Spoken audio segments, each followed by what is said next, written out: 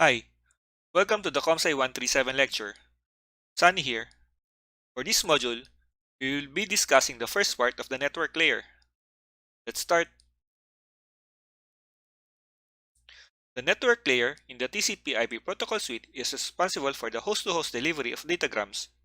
It provides services to the transport layer and receives services from the data link layer. The first duty of the network layer is packetizing, encapsulating the payload in a network layer packet at the source and encapsulating the payload from the network packet at the destination. In other words, one of the duty of the network layer is to carry a payload from the source to the destination without changing or using it. The source host receives the payload from an upper layer protocol, adds a header that contains the source and destination addresses, and some other information that is required by the network layer protocol, and delivers the packet to the data link layer. The source is not allowed to change the content of the payload unless it is too large for delivery and needs to be fragmented. The destination host receives the network layer packet from its data link layer, encapsulates the packet, and delivers the payload to the corresponding upper layer protocol.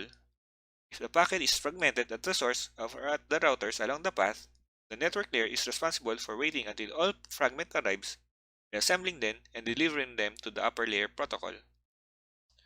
The routers in the path are not allowed to decapsulate the packets they receive unless the packets need to be fragmented. The routers are not allowed to change source and destination addresses either.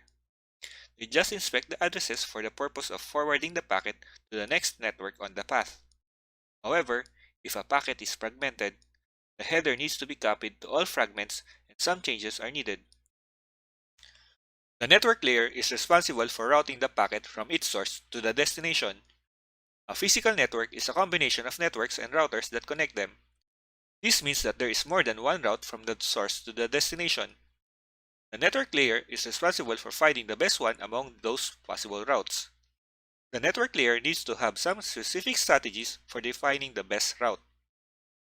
If routing is applying strategies and running some routing protocols to create the decision-making tables for each router, forwarding can be defined as the action applied by each router when a packet arrives at one of its interfaces. The decision-making table a router normally uses for applying this action is sometimes called the forwarding table, and sometimes it is the routing table. The logical addressing is a universal addressing system in which each host can be identified uniquely regardless of the underlying physical network.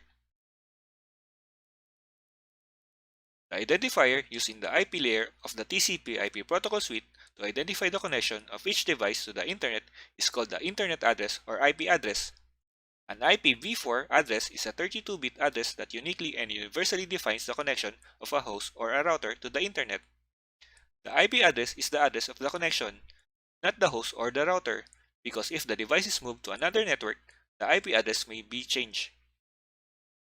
IPv4 addresses are unique in the sense that each address defines one and only one connection to the Internet. If a device has two connections to the Internet via two networks, it has two IPv4 addresses. IPv4 addresses are universal in the sense that the addressing system must be accepted by any host that wants to be connected to the Internet. Protocol like IPv4 that defines the addresses has an address space. An address space is the total number of addresses used by the protocol. IPv4 uses 32-bit addresses, which means that the address space is 2 raised to the 32 or more than 4 billion. There are three common notations to show an IPv4 address: binary notation, dotted decimal notation, and hexadecimal notation. Binary notation, an IPv4 address is displayed as 32 bits. To make the address more readable, one or more spaces are usually inserted between each octet or 8 bits. Each octet is often referred to as a byte. To make the IPv4 address more compact and easier to read, it is usually written in decimal form with a decimal point separating the bytes. This format is referred to as a dotted decimal notation. Note that because each byte is only 8 bits, each number in the dotted decimal notation is between 0 and 255. We sometimes see an IPv4 address in hexadecimal notation. Each hexadecimal digit is equivalent to 4 bits. This means that the 32-bit address has 8 hexadecimal digits. This notation is often used in network programming. In any communication network that involves delivery, the addressing system is hierarchical. A 32-bit IPv4 address is also hierarchical, but divided only into two parts. The first part of the address, called the prefix, defines the network. The second part of the address, called the suffix, defines the node. When the internet started, an IPv4 address was designed with a fixed length prefix, but to accommodate both small and large networks, three fixed length prefixes were designed instead of one. The whole address space was divided into 5 classes. This scheme is referred to as a classful addressing. Although classful addressing belongs to the past, it helps us to understand the classless addressing. In Class A, the network length is 8 bits, but since the first bit, which is 0, defines the class, we can only have 7 bits as the network identifier. This means there are only 128 networks in the world that can have a Class A address. In Class B, the network length is 16 bits, but since the first 2 bits, which are 1, 0, define the class, we can only have 14 bits as the network identifier. This means there are only 16,384 networks in the world that can have a Class B address. All addresses that starts with 110 belong to Class C. In Class C, the network length is 24 bits, but since 3 bits defines the class, we can only have 21 bits as the network identifier. This means there are 2,097,152 networks in the world that can have a Class C address. Class D is not divided into prefix and suffix. It is used for multicast addresses. All addresses that starts with 1111 in binary belong to Class E. As in Class D, Class E is not divided into prefix and suffix and is used as reserve. The reason that classful addressing has become obsolete is address depletion. Since the addresses were not distributed properly, the internet was faced with the problem of the addresses being rapidly used up, resulting in no more addresses available for organizations and individuals that needed to be connected to the internet. To understand the problem, let us think about Class A. This class can be assigned to only 128 organizations in the world, but each organization needs to have a single network with 16,777,216 nodes. Since there may be only a few organizations that are this large, most of the addresses in this class were wasted.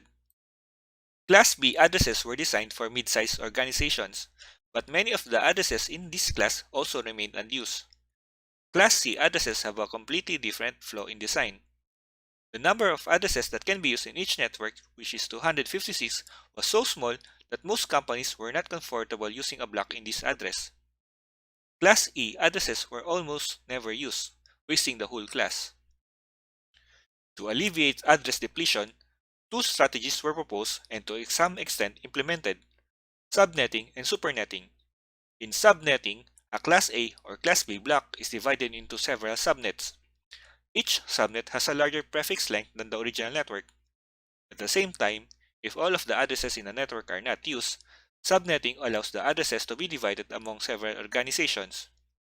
This idea did not work because most large organizations were not happy about dividing the block and giving some of the unused address to smaller organizations.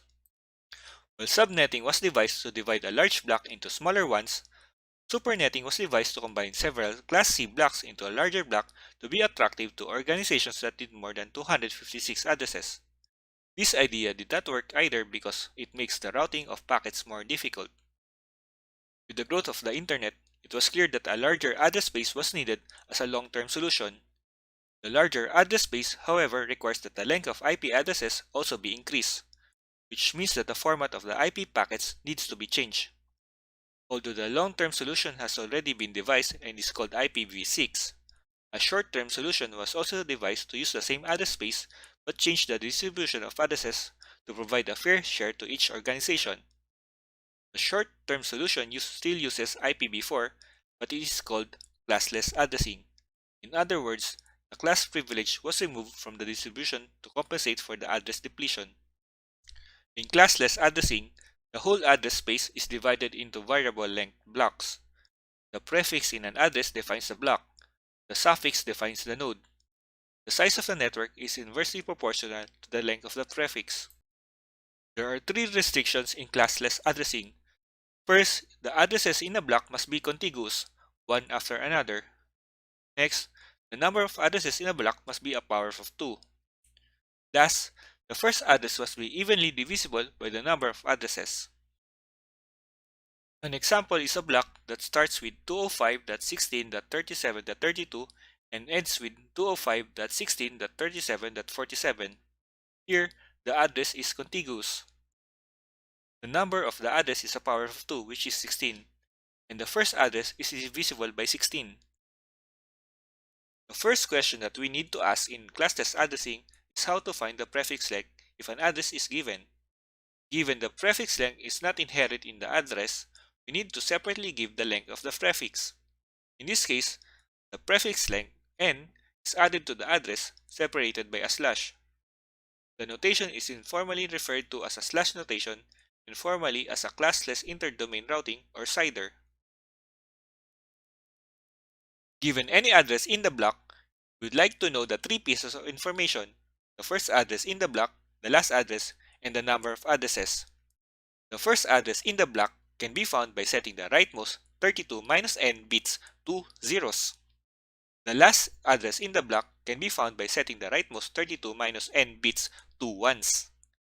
The number of addresses in the block can be found using the formula 2 raised to the 32 minus n.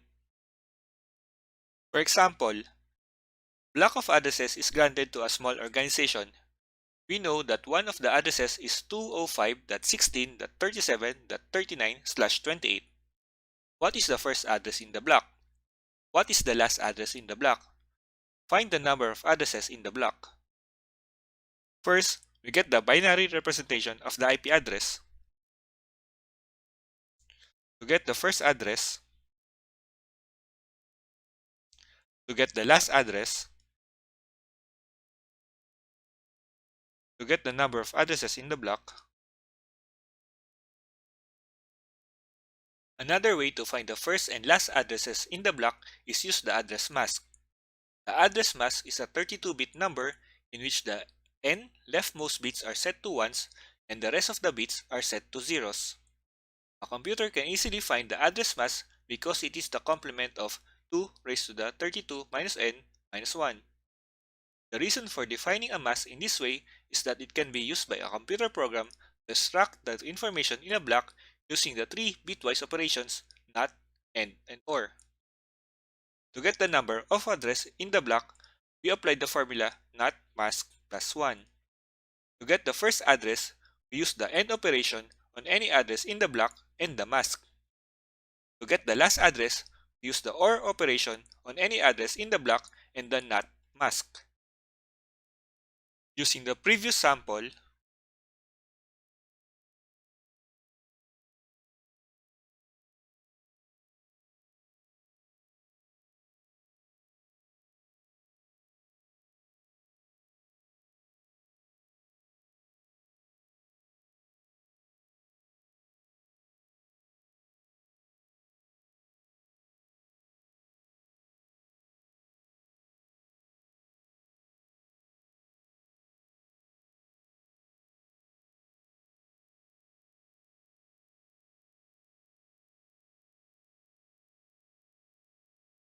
when organization is given a block of address, it is free to allocate the addresses to devices that need to be connected to the internet.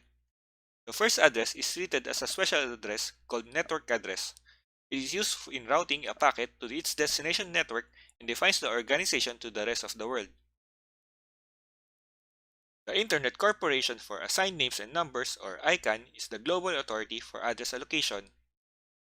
The Internet Assigned Numbers Authority, or IANA, manages the DNS root, the .int, and the .arpa domains. They coordinate the global pool of IP and AS numbers, providing them to regional Internet registries. They also manages the Internet Protocol's numbering system.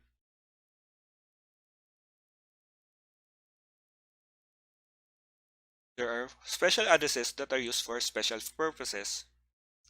The this host address is the only address in the block 0.0.0.0/32. It is used whenever a host needs to send an IP datagram, but it does not know its own address to use as the source address. The only address in the block 255.255.255.255/32 is called the limited broadcast address.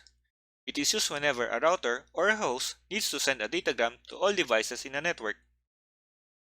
The block 127.0.0.0/8 is called the loopback address. A packet with one of the addresses in this block as the destination address never leaves the host. It will remain in the host. 4 blocks are assigned as private addresses: 10.0.0.0/8, 172.16.0.0/12, 192.168.0.0/16, and 169.254.0.0/16. They are used in NAT. The block 224.0.0.0/4 is reserved for multicast addresses. This ends the first part of Module 18. Thank you.